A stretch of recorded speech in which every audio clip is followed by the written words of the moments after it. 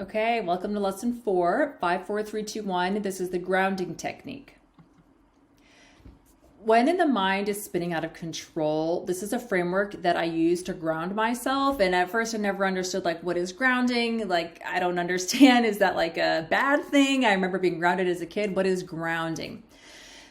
What grounding means to me is that if you're paying too much attention to that narrative or the story in your head, you get into this spiral of thoughts all up in your head, and you may as well have your head up in the clouds.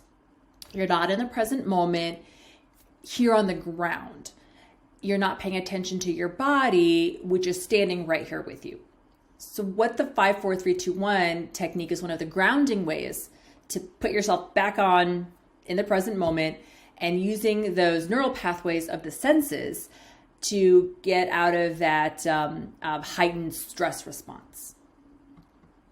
Okay, here's what we're going to cover in this lesson, 5, 4, 3, 2, 1. What it is, which as I just said, is to use the senses to get yourself out of that mental stress cycle. Why does it work? Basically, it's the body is able to bring in different information than what that narrative is kind of spinning around in your head to get yourself grounded in the present. We're going to practice it, which is super easy. It's as easy as ABC. And then we're going to do an interview with Missy Henry. Okay, here's a great quote that I love. We can go through our 5 senses in about a minute's time. This is super easy to do, to become grounded in the present. And we can do this anytime we find ourselves in worry or speculation. Becoming grounded in the present makes us available to happiness. This is a quote from Jeff Kober, who some people, I know him typically as an actor, but what I didn't know is that he is also big into meditation, sends out a lot of information that is very inspiring and has a lot of great quotes like this. So I would check out his website, Jeff Kober. Okay, what is 5, 4, 3, 2, 1 and how do you do it? You start with 5 things you can see. So I kind of try to think of top down, 5 things you can see. So for example, sitting here at my desk, I see my computer, I see my phone, I see some books over here. So that's 1, 2, 3. I see a window, I see a plant. 4 things you can hear. I can hear my voice. I can hear my computer going. I can hear my diffuser going, my essential oil diffuser.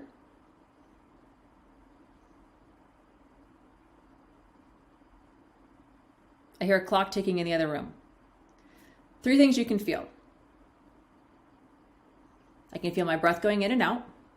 I can feel myself sitting in this chair. I can feel my elbows on my chair. 2 things you can smell. I smell my diffuser going. I have my tea right here. So I can smell my tea. There we go.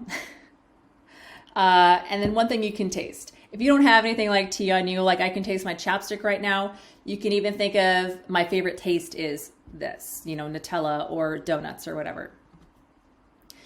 So why does 5, 4, 3, 2, 1 work? If you think about it, a lot of times something will make you stop in your tracks and you'll be able to stop and admire art. And if you look at it really intensely, it kind of transports you to another place. If you pause and listen to music, that will transport you into the song.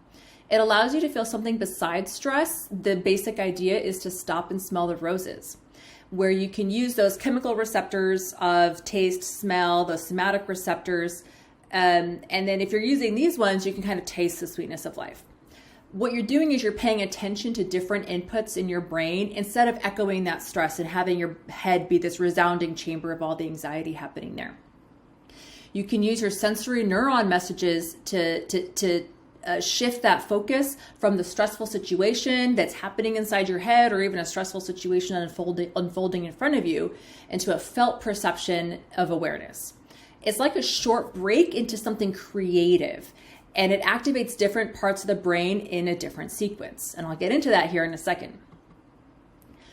This is called the homunculus. Our body is mapped out on our brain, and there are huge amounts of brain space devoted to sensing and moving these things. Our brains have dedicated tons of neurons and brain space to our body and the senses. So again, this is called the homunculus. You can Google it and see kinds of other crazy ways that this is descripted, the way that this is visualized. So by activating the somatic input from the body and allowing not only feeling what that input is sending, but also sometimes moving those parts of the body, you engage a different part of your cortex than what might be happening with those thoughts that are causing you stress. Done on your own, it's a practice of not only grounding, but also self-soothing. For example, one way that I use this in the ER is that when I'm suturing kids, I'll often try to distract them by going through this in sequence. I'll usually have the mom put something on TV that's very visually distracting, and I'll ask them, about 5 different things about what's happening on the TV. Oh, what do you want to watch on TV? What do you see? What are they saying? What are they doing? And then they'll be describing what's happening to me based on what they're seeing. Usually that helps get through the worst of everything. But if I need to get into, and then sometimes I'll actually sing to kids while I'm suturing them. I'll say, what's your favorite song? And so we'll talk through something, and sometimes I can sing to them or the parents will sing to them. That is one way to engage hearing. When it comes to feeling, we'll usually have some ice pack or a warm blanket to help them feel something, or mommy or daddy will have a blanket with them or holding their hand. Those are ways to get kids to calm down and ground while I'm suturing them. It's a little more difficult to get into the smell and taste, but usually I'll get into promising them like, we'll see if we can find a lollipop or a sticker, or sometimes mommy and daddy will jump in and say, we'll get ice cream after this. So that actually helps engage pretty well with kids. And then another way I really like to use this technique is when I'm sitting down to have a really nice meal or even a really expensive meal in a restaurant. It works on the good areas to remember these kinds of things and to truly appreciate and be present or be grounding in the moment, because you probably paid a lot of money for this fancy steak and this fancy drink. And you can experience it in the here and now, and you can remember what's going on a little bit better that way. So again, remember, if you want, you can practice this anywhere, anytime. And taste is one of those really difficult ones. So at that time, you can say, maybe even remember, the last thing I ate was, or my favorite thing to eat is this. And that can make you more mindful in general. Okay, so we're going to go into the technique now with Missy Henry. She is a local gym owner here in Omaha. She owns Edge Body Fitness Bootcamp.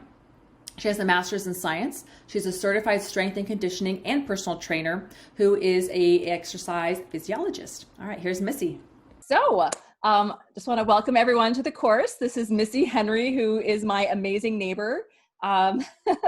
So Missy Henry has an MS, CSCS, ACSM-EPC. Missy was born and raised in Omaha. Her passion for health and exercise was cultivated through her years as an athlete, soccer and softball being her main sports. As a longtime personal trainer and strength coach, Missy opened Edge Body in December of 2014. She was also a full-time faculty member in the Department of Health, Physical Education, and Recreation at the University of Nebraska, Omaha, UNO, teaching undergraduate exercise science courses from the fall of 2011 to the spring of 2016. Missy and her husband, Rob, welcomed their first child, a baby girl named Sawyer, in May of 2016. She is a forever athlete, a mindset coach, and my life coach, who's one of her favorite quotes: if it doesn't challenge you, it doesn't change you. So thanks for coming on. Hi, thank you. Okay, so yeah. So how we met, you're my neighbor. I first saw your truck before I ever met you. It's hard to miss. I mean, it is. It's a big old truck. Yeah. So with Edge Body Bootcamp on the side. Yep. Yeah. And then I met you and discovered your Instagram, which is awesome. Thank you very much. Yeah. And that's how I discovered you're a life coach. Yes. Yeah, well, and you guys kind of said it too. I feel like it's everything just kind of evolved from being like coaching the physical aspect of health. And then in my master's, I worked with a lot of more behavior change. So it's the psychology of like, how do we get people to change health behaviors? Or why do some people work out, some people not, and vice versa. And so then, things just always kind of evolved. And then I realized, even doing nutrition coaching, that I was really more asking them deeper questions about like, what's really going on? Or, and then it's like, then mindset. And then it just kind of like, you know what? This is just kind of what I'm interested in. I feel like this is what I'm good at. This is how I can connect with people. And then here we are. So awesome. So you taught me the really cool 5, 4, 3, 2, 1. Yeah. And let's see, the first time I used it, I was so like in a haze of emotion that I totally forgot what it was. And I'm like, what? Tell me. Oh my God, I need this right now. And I was like, it's 5 things I see, and what else? And then I was like trying to focus, and I had to go to my notes from the session, and then I just kind of did 3, 3, 3. But I really like 5, 4, 3, 2, 1. Mm-hmm. So how did you first hear about it? Yeah. So so I started really like digging into more of like just meditative practices, or like I mean, I've had, you know, numerous therapy like sessions like throughout my life, like working on different things. And in traditional therapy, it was always like reframe your thoughts, or like, how can we reframe that thought? And sometimes I would leave being like, well, if I could reframe the thought, or if I could think something else, like, then I wouldn't have to come here. Like, that's the whole point. Mm-hmm. And so I started to learn more about some breath work or meditation practices, or really kind of just like being able to like step out and like, okay, this is kind of like why I'm reacting the way that I'm reacting. When I got invited to be a part of some fitness entrepreneur masterminds in California.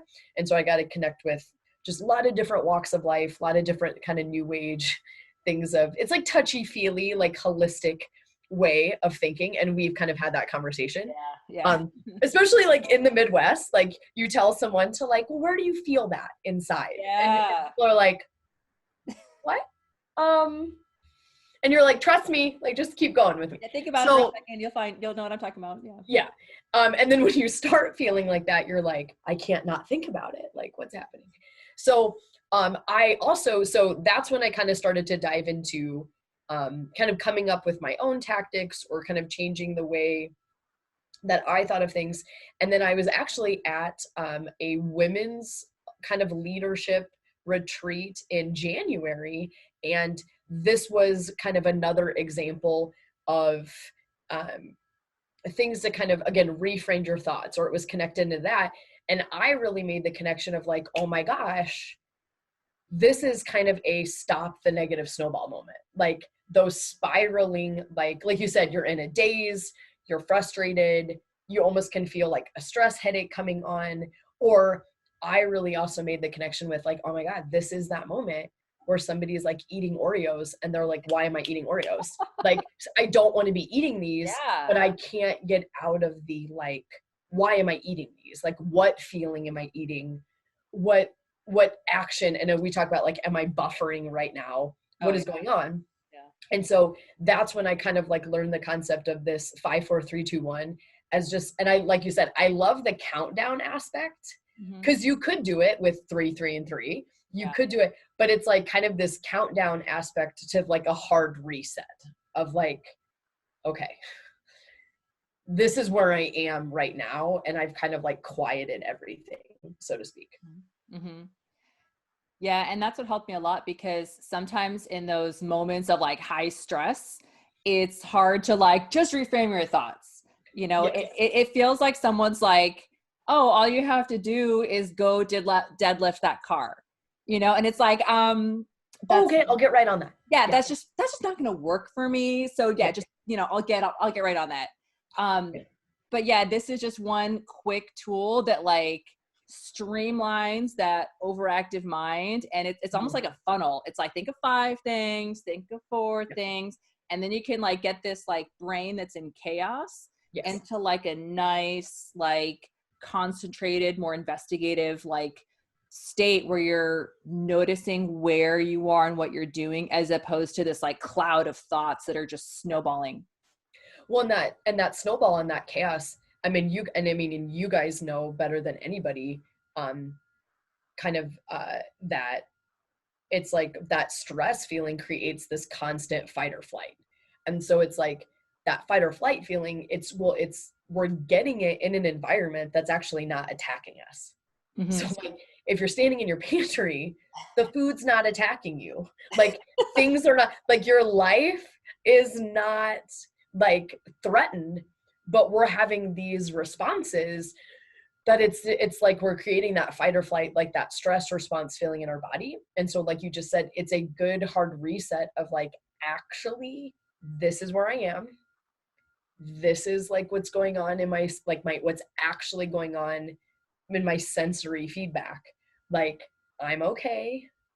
Like it's just that like, oh,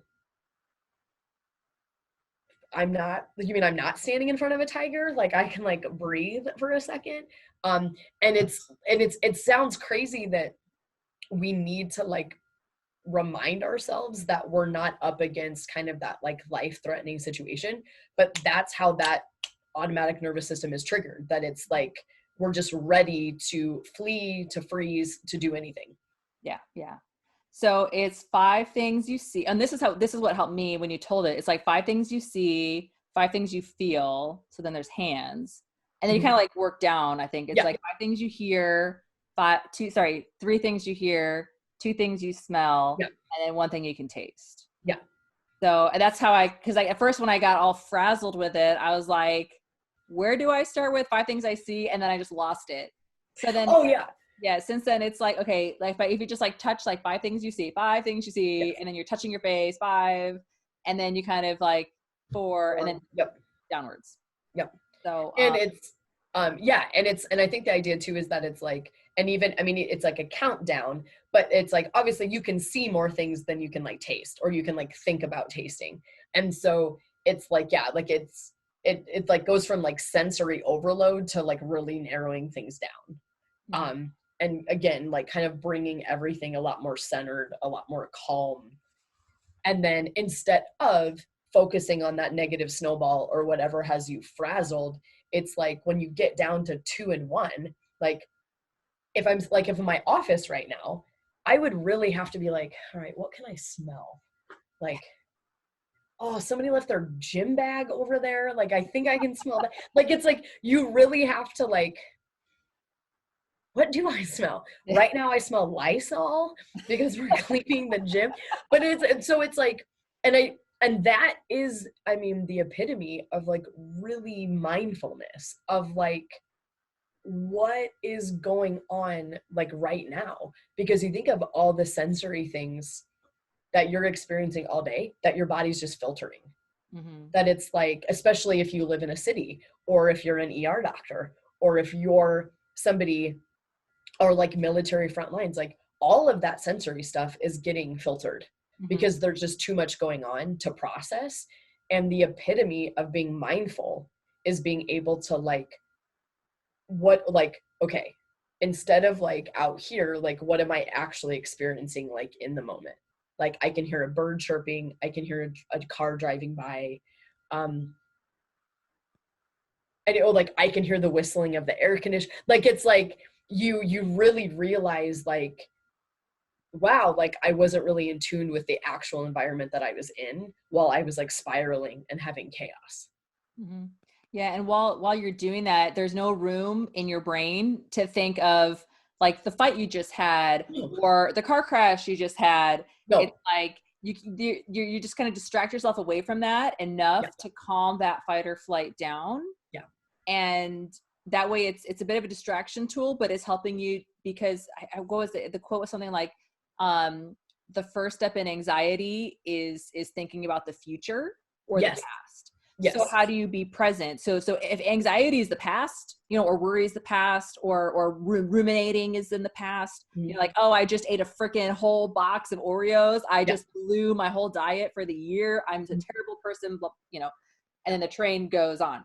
But if I'm just like, no, right now, I'm not eating an Oreo. Right now, I am looking at 5 things. So that way you can stop that.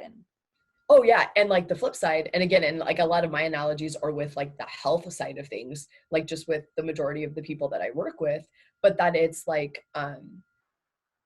it's helping us from like just jumping into an anxiety behavior. So I know we talked a bit and you're like, oh my God, I clean all the time. Like you're like mid-fight. I'm like, you're like, I'm scrubbing and like, you're like, I'm scrubbing and arguing like with my husband. Like, I'm like, do I even know what we're arguing about? But like, I'm cleaning, and it's like our body wants a distraction. like to be able to sit here in like the quiet, well, then you're going to hear what, like, then you're going to know what you really feel. Then you're going to have like very real thoughts. So our whole world is kind of about that chaos, that distraction. And so getting into nature is another way that you can kind of be connected. Like, wow, like, look how pretty the sky is. Like, that breeze feels good. It's like you're naturally kind of doing this sensory mindfulness. But again, like what you just said with like, well, right now I'm not eating Oreos. Like right now I'm not good or bad. Like right now I'm not, and it's the same thing. We'll have people go home and it's a real stressful day, or it's maybe they got into a fight with a spouse or a coworker, or they got some bad news, they're frustrated, whatever it is, that it's like they go home and then it's just like, oh my God, and then you just start mindlessly doing a buffering activity. So for some people, it's going in the pantry and you just start eating.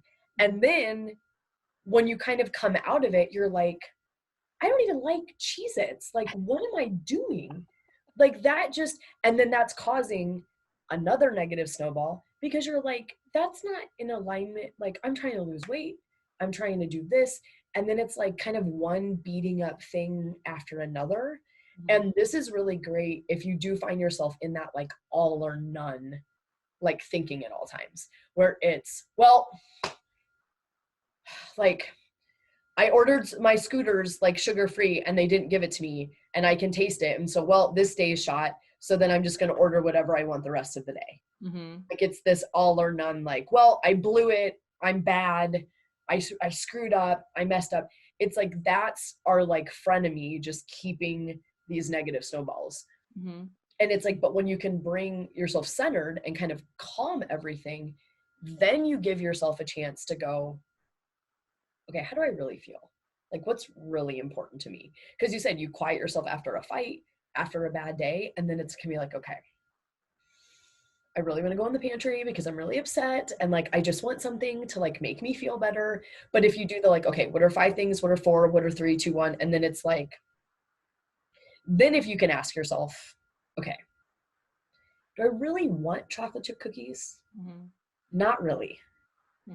Why did I want them? And then you can open yourself up to like, what was the chaos? Like, what was the pain behind some of that? And then you're more quiet and centered and you can start asking yourself like, okay, what was really going on? And so like Leslie be like, okay, why was I cleaning the bathroom? Why? Like, because then you just ask yourself too, like, where is that stress coming from? What are you running from? What are you ready to fight against? But we don't know that in the spiral. Yeah, so it's a way to get from spiral to calm. And then you can like figure out what the heck just happened to you. So that you're not a prisoner of that spiral. You're able to like hit the eject button, reset, you know, whatever it is, reboot, and and then figure it out. So so you have done a ton of things that are, you know, pretty awesome, like open a business. You did the whole IFBB competition and looked amazing. And I saw like a medal around your neck. Like, I know that's like really hard to do. And there's a lot of discipline that goes and like trusting yourself and facing all kinds of stress in every one of the things that you've done. Like, where's something where 5, 4, 3, 2, 1 has helped you with your stress?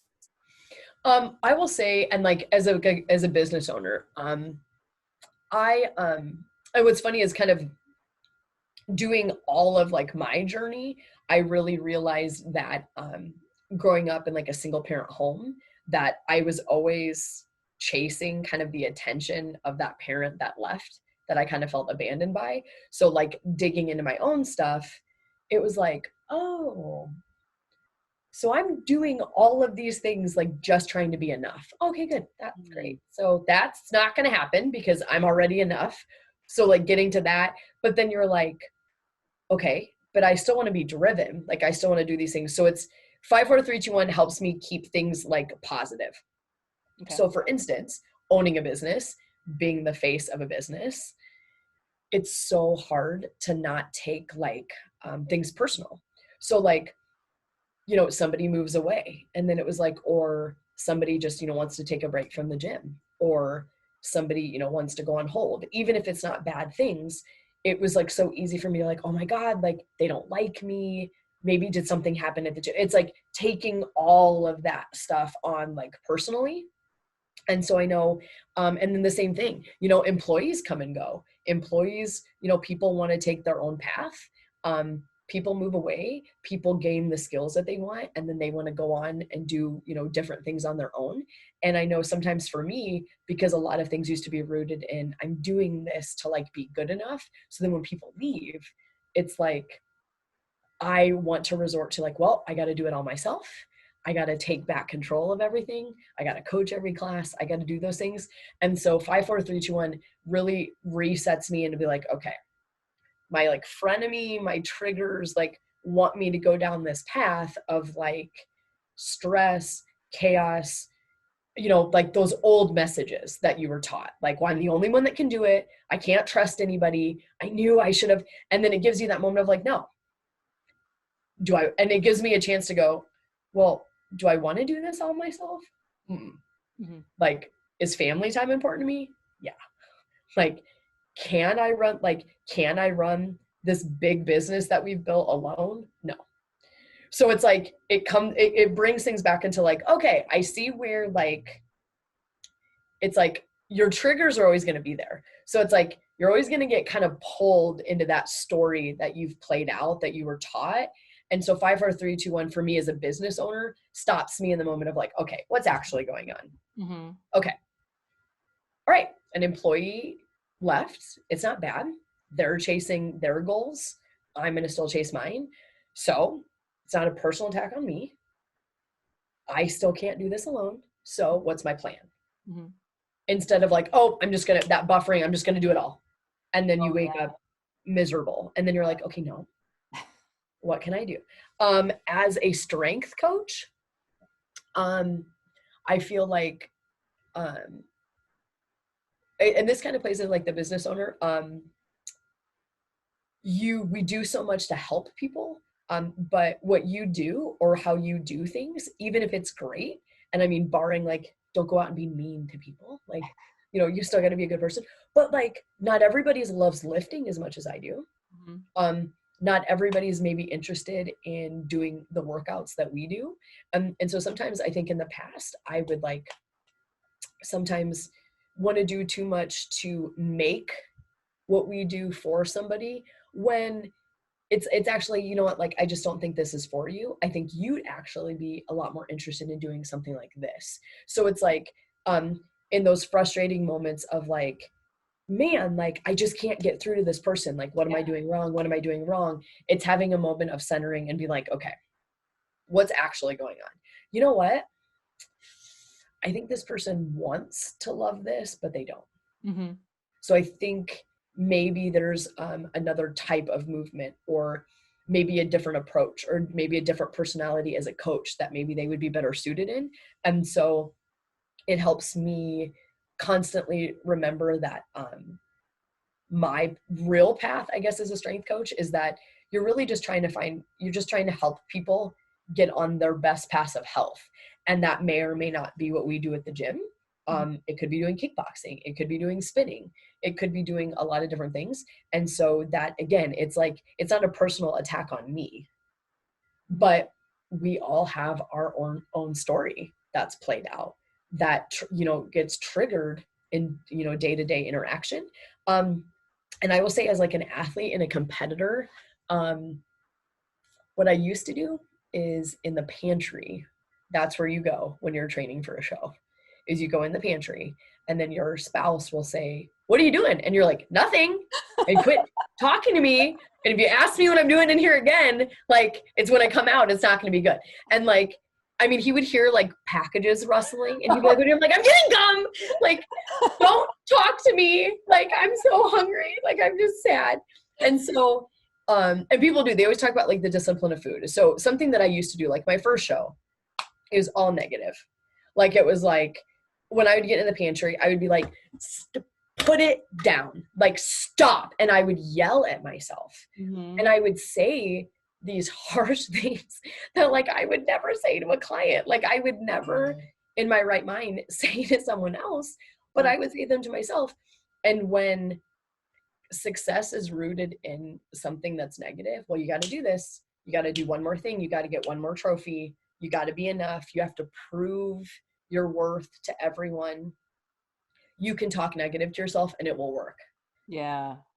But the problem is that shame is only gonna like, then eventually you're like, and I've done enough of this. I've done enough of this. Like, I can't do it anymore. So when I really found out like, oh, this is what I'm doing. So 5, 4, 3, 2, 1, like that reset is much better for me in those tough times of, okay, I'm finding myself like, we're having people over.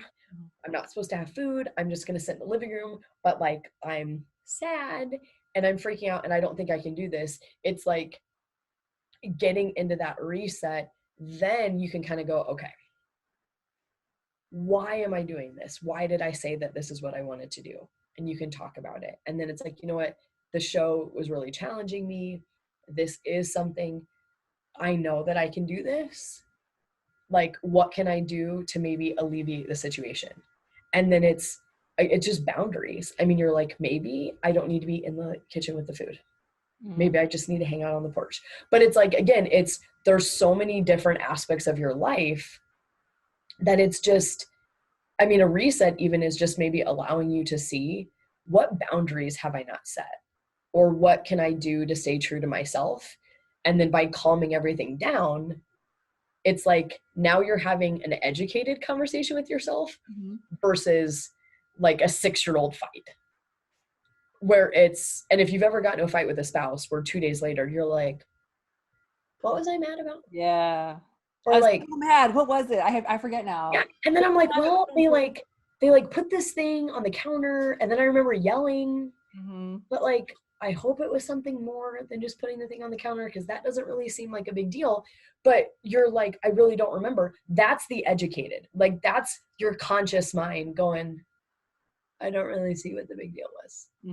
But in the moment, it's your unconscious triggered self that's like, and another thing. And like, it's like those things. And so that reset, I mean, for lack of a better term, like if you're wondering like, well, what's the reset doing?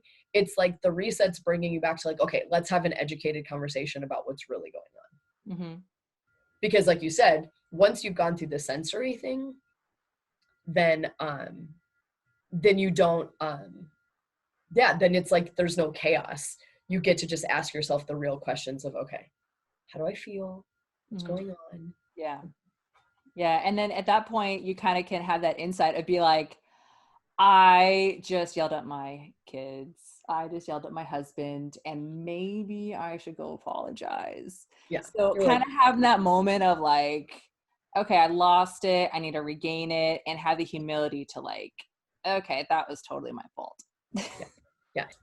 Well, and it's, and kind of weird. And again, more holistic. Like I know the first time I heard this, I was like, people in California are crazy. Like, what is happening? Like, again, like just being like Midwest, like you don't really talk about your feelings. Like, I'm like, people are just sitting with their eyes closed. Like we're still meditating. Okay. I have nothing to think about. Like, so it's like the first time I heard about conscious and unconscious mind, I was like, but then going back to like my old psychology notes, I'm like, well, crap.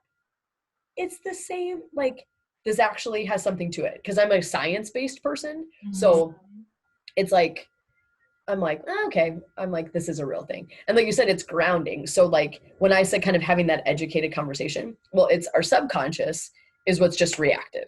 It's you're going off of that animal instinct, what you learned, coping mechanisms, all those things. So if you're stressed, you're tired, you're hungry, like you're resorting back to like, I need food, I need protection. Again, your fight or flight stuff. But then your conscious mind is the mind that's like, why did you yell at the kids? Like, because, so that grounding is really like, it's giving yourself a second to like, now my conscious, my analytical mind, now I can actually assess the situation for what it is. And then when you actually ask yourself, okay, do I want to do this thing? Is that getting me where I want to go? If you can say no, then you'd actually have to make the conscious decision to do it anyway.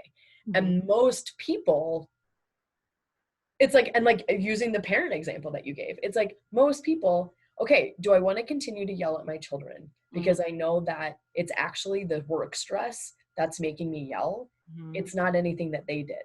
Right. It's like, if you were like, yep, I'm going to yell at them anyway, it's like, I'm like, you're probably a bad person. So it's like, because it's like, well, nobody wants to like, hopefully yell at their kids. Yeah. Because then you can go, oh my God, I just took my work stress out on them. Mm-hmm. I don't like, they're my favorite people. Like, that's not what I want to do. So it really, it's really a good way of like connecting. God, like, that's what I do when I feel like this. Like, now I know I don't want to do those things. So maybe like, what can I start doing to deal with some of this stress so that it's not jumping, to these conclusions? Because I know a lot of people talk about it, really, that stress, that pain, it starts bleeding into all areas of our life. And then getting able to tap back into things again, like you said, you get to kind of come out of it and be like, okay, now I'm kind of like looking down and seeing how things are and seeing more of like, okay, what's really going on? Yeah. It takes that minute from like, like you're so used to, before you do 5, 4, 3, 2, 1, I think you kind of go into this kind of like trance of like stimulus response. Yes. And it's like stimulus, fight, response, I yell, or stimulus, someone takes their stress out on me, I instantly like jump down their throats. Oh yeah. So, but then what 5, 4, 3, 2, 1 lets you do is stimulus. And then you can be like, what? 5, 4, 3, 2, 1, hold on. They're just taking their stress out on me. And maybe yelling at them isn't the best course of action right now. Maybe what they need is to have their stress like unloaded a little bit. And that's the best way I can help right here. Yeah. And then you're also helping yourself, because how many of us, and I know you guys, like first responders, doctors, military, like it's like, and then what you do, it's like you're owning everyone else's stress, or then like we're taking it on ourselves. So then it's like someone's yelling at you. That hard reset is as much a boundary for you as it is to maybe help them step into, like, just help them in the moment, or understand like, okay, they've had a stressful day. I'm not going to take it personal. But then that way, then you don't own, someone just yelled at me, and so then I yelled back, and then I'm carrying that stuff, and then it just kind of keeps it going. Because nobody wants to feel yelled at, but you need a moment of like, I don't think this is about me. Yeah. Yeah. It's hard to see that sometimes. Oh yeah. And then recognizing like the rest of all the stressors in your life that kind of are building up with you doing that response, that reactivity that you have. So I don't think I've actually told you this, but I kind of realized that I kind of quietly do this with my patients. So like, I'll be like stitching up, it's usually with kids when they cut their chin or something, and they like, everybody's got that cut right there that ultimately probably need to go to the ER. So I kind of like didn't even realize how much I was doing it. But when I'm like stitching up a kid, they're so scared by like, oh, the needle, and oh, it's going to hurt. And so what I do is I kind of run through 5, 4, 3, 2, 1, like coaching them, so that it's kind of like they're distracted from what I'm doing. So I'm like, oh, hey, what do you see over there? What's on the TV? Oh, SpongeBob. Oh, which episode is it? Who's he talking to? So I kind of get them talking about what they're seeing. And then I move on to so what they're seeing, what they're feeling. It's like, oh, hey, does daddy want to hold your hand right now while I do this? Okay. Are you squeezing daddy's hand? Okay, that's good. And the nurse got you a warm blanket. Isn't that nice? So then I kind of run through, and then, so things like that. And then before you know it, their mind is not on what I'm doing, or the needle that I'm got in my hand.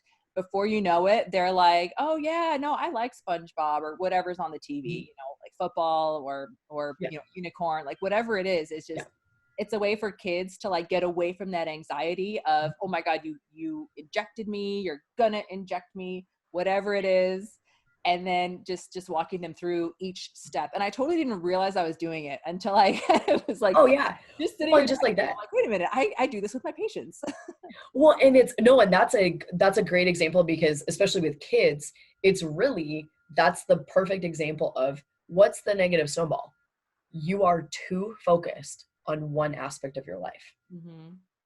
Like it's like that hyper, like this is it, like this is the end all be all. And then, that's worry, that's anxiety. Like we're hyper focused. and then the rest of our life is resolved around this, like, we're too focused on one thing, when in actuality, like, for that child, well, yeah, is their chin getting stitched up? Sure. But like, SpongeBob is on TV. Their dad is here to support them. They're nice and warm with this blanket. They have a doctor who's caring for them. Like, it's like, and that is, I mean, that's something that we would point out to someone else. Like, you know, somebody wants to lose weight, but like, your significant other gives you support every day, is helping you meal plan. Like, your kids love you anyway. They tell you how beautiful they look. You have a coach supporting you. Like, you have a great job. You have friends that love you. Like, it's like, we forget all of these other things that are also simultaneously happening to us that could be good things, because it's like, we're hyper focused on that bad, or like that perceived threat. And then we just like snowball out of control. And people that have anxiety, sometimes it's like, if you've never met somebody that has anxiety or has issues with their thoughts, you really do feel like you're a prisoner to your thoughts, because you can't. And so sometimes, and like you said, you're doing it without even thinking about it. And I mean, isn't that the best thing? I mean, we tell people all the time, talk to yourself the way that you would talk to someone else. Or if you talked to other people the way that you talk to yourself, would you want to be friends with you? And people are like, probably not. Like, I would probably not be friends with me. And so it's like, don't underestimate like the simplicity of like an activity like this, but it really forces you to like not focus for a second. Cause like you said in the beginning, when you're doing the sensory things, you can't think about that. It's like, you can't focus on that thing. You have to run through this list. And it's just enough of like separation where you're like, okay, now I can kind of like objectively look at it instead of feeling consumed in like the moment. Yeah. It's been like a great framework for, you know, reframing your thought. So it's a great tool and a great technique. So that's why I definitely wanted to get you on here and like go through it, because it's so simple, and it's simple and easy, but it's also, you know, you have to take the time to implement it and you know, use it. And it's easy to forget, but then it's like, it's always there. Oh yeah. You know, and once you do it, then it's. Yeah. And that's part of the process. Like, the more you do it, the more you'll remember to do it. So just like learning like a muscle memory kind of a thing. It's like a mental memory. Ooh, excuse me. Bless you. I was like fighting it too. I was like, oh yeah. And one other thing too, I did it, like you said, yeah, it becomes automatic. And then it's just like, okay. Well, and some people will call it too, like if you're in a fight, or like if you will like take a big breath, like take a big breath before you respond, and I'm like, well, some of us culturally like didn't learn that, like Italian. I'm like, I get like heat, and I'm like already like giving heat back, and I'm like, oh wait, were you talking to the person behind me? I'm sorry. Sorry. Like, I was just ready to go. So like some of us, like, you're like, no, I didn't learn to do that. I may need to like take a second. And especially too, like that first responders, like, you know, people that it's like, they're taught to just react, and they have that automatic, like, we're going into like, mode, is that your coping mechanism is not tapping into feeling. So it's really easy, like when it's like, you've learned for survival, like military first responders, that it's like, okay, I got to act. Like, I have to save, I have to assess the situation. I'd have to do these things, but then we're never kind of tapping into like, well, is this a buffering activity? Yeah. To not deal with my own stuff when I'm at home, because I'm just doing what I've been taught to do to kind of like survive or to help others, that then we need to help ourselves sometimes.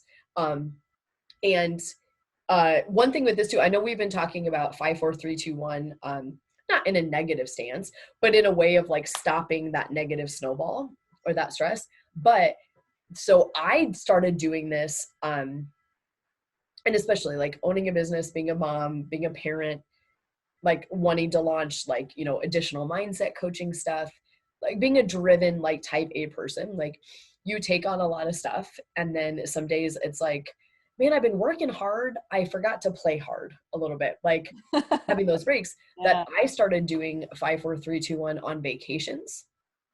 And for example, especially like with phones now, like it's like we're taking pictures of everything. And that's one thing that I stopped doing. I started to like, you know what?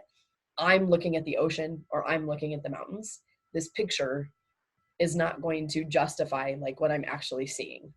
So I stopped taking more pictures and more of just like, I'm trying to be here. And then I realized that what I would do is I would actually start to do the 5, 4, 3, 2, 1. So like one of the last times I did it on vacation was in Florida, like on a beach. We got some time to reflect on this women's like kind of leadership retreat. And I did it as a real like, okay, where am I right now? And I'm telling you right now, like in your house, there's a lot of objects or like there's a lot of things, but like even on the beach, I feel like we're just automatic to be like, oh, the ocean, it's beautiful. Like, yay.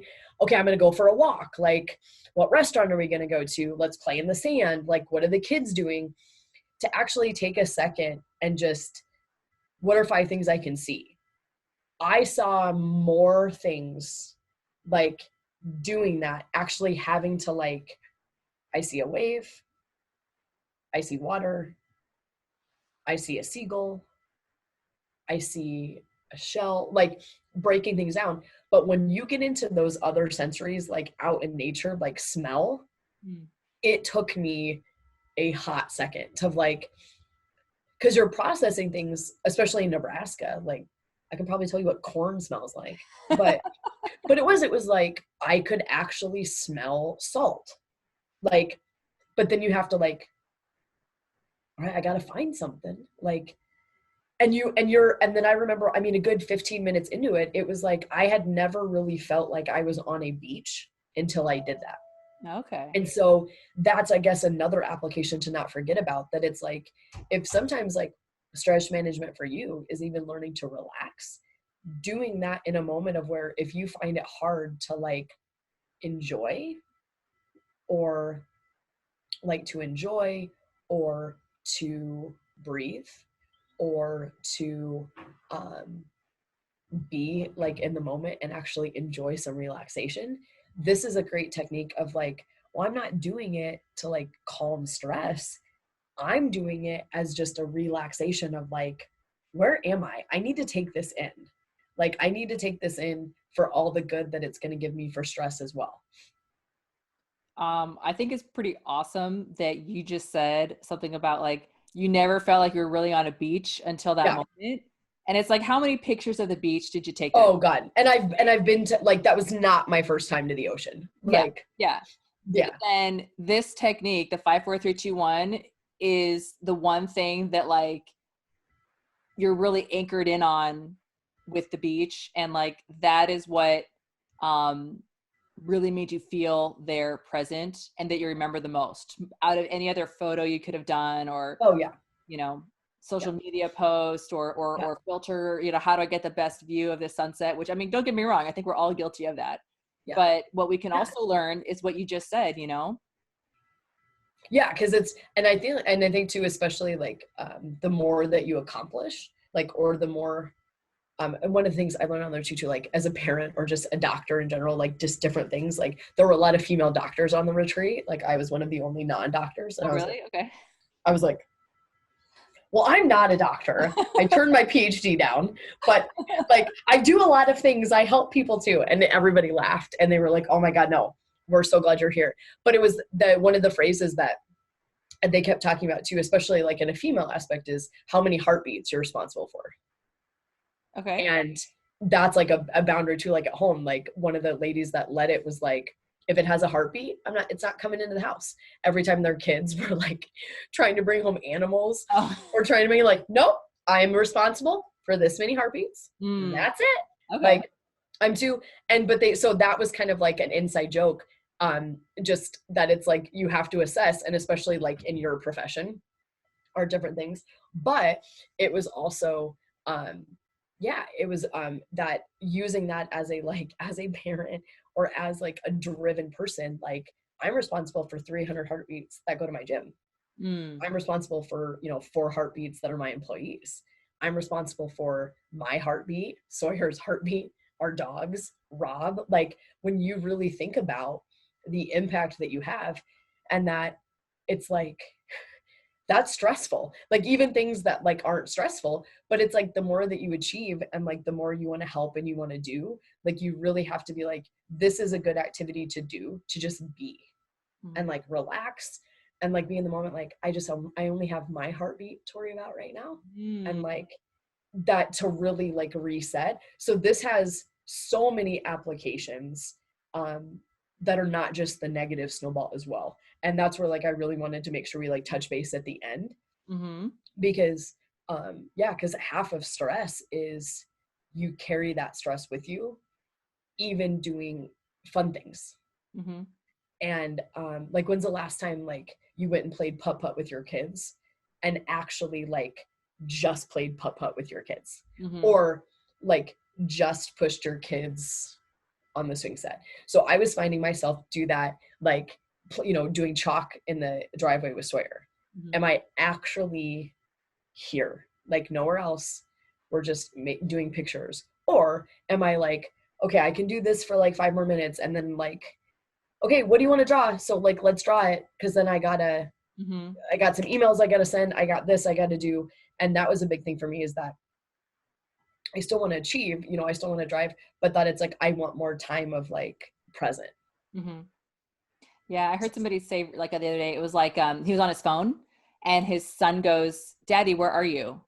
And he's like, I thought that was like the best thing a kid could ever say. Cause he's like, I'm physically here, but my kid could see that I wasn't here. Yeah. And that's where that like totally what you're talking about. And kids pick up on that.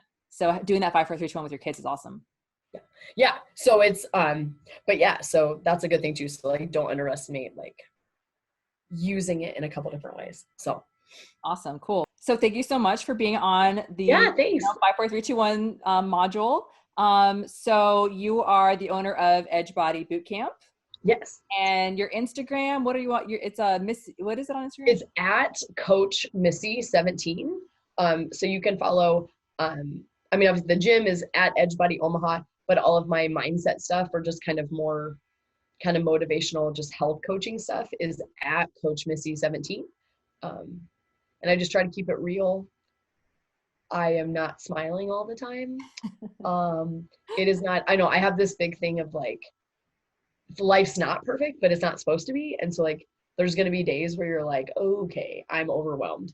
And so I'm trying to be very like real, because I feel like a lot of stuff on Instagram is like, well, I look pretty and I have abs, so then that's why you should do this workout. And I'm like, I mean, we all want abs, like, but it's like, yeah, I feel like we need a little bit more real stuff out there. Yeah, there's a lot of pantry moments when you're trying to get abs. So yeah. And not every day. You don't want that every day. So yeah. Awesome. Cool. Well, thank you so much. It was awesome. Thanks for having me. Yeah. So, okay. All right. Well, I'll talk to you soon. Bye, guys. Okay. All right. Bye. All right. So that was an awesome interview with Missy. I'm so glad she was able to give us all that awesome insight. So to summarize with lesson 5, 4, 3, 2, 1, the grounding technique, what it is, it's a framework for breaking the mental stress spiral. Why does it work? It gets you out of your head and into your senses. We did a practice, I gave you some examples, and then we did the interview on how to put down the Oreos with Missy Henry. Time for your extra credit bonus. So the bottom line of all of this is to look at changing up your routines. You've maybe adapted to your circumstances and it can start to get a little bit boring, and it can bring you some comfort, but it can just make you not happy after some time. The mind often craves a little bit of spontaneity. And boring also means that you take things for granted. So to do small little things to open you up to new experiences that cause a good challenge, good growth, some excitement, and balance this out with gratitude for what you already have, which we'll cover in the next lesson. So what you want to think of again is variety is the spice of life. In your relationships, maybe think of going to a new restaurant. Maybe thinking of taking a class together. You're going to be an art class, a cooking class, something like that. Something that neither of you have ever done before, or even something you need to revisit. I need to revisit some martial arts, so that'd be really fun to do with my husband. At work, think of new opportunities, new projects, maybe some kind of process improvement that you can champion, and maybe make things better around your work and just change up your routine and the way that you look at your workplace. In terms of hobbies, what I mean by stretch, what I mean is if you're already doing some hobby that you like a lot, what's the next level on that? If you're a painter, maybe think of either taking an expert level class, or if you're already expert level, maybe you can start thinking of hosting a party at your house. Do you want to have a painting party and have a bunch of friends come over and all of you paint together? Do you want to maybe think of entering your work into a competition, really stretching yourself and putting your hobby out there? And then as for another hobby, think of something completely and entirely new. Do you want to start thinking about candle making? Do you want to try some new hobby like working on a car? Do you want to build a car, build an engine, learn how to take apart an engine? Whatever hobby sounds interesting to you and you've never done, take the plunge and do something different with your life. And it'll probably bring you at least, if not happiness, something fun to talk about, and just something new, which definitely is proven to bring you happiness. Thanks so much. Download the course materials at stressreleasesurvivalguide.com.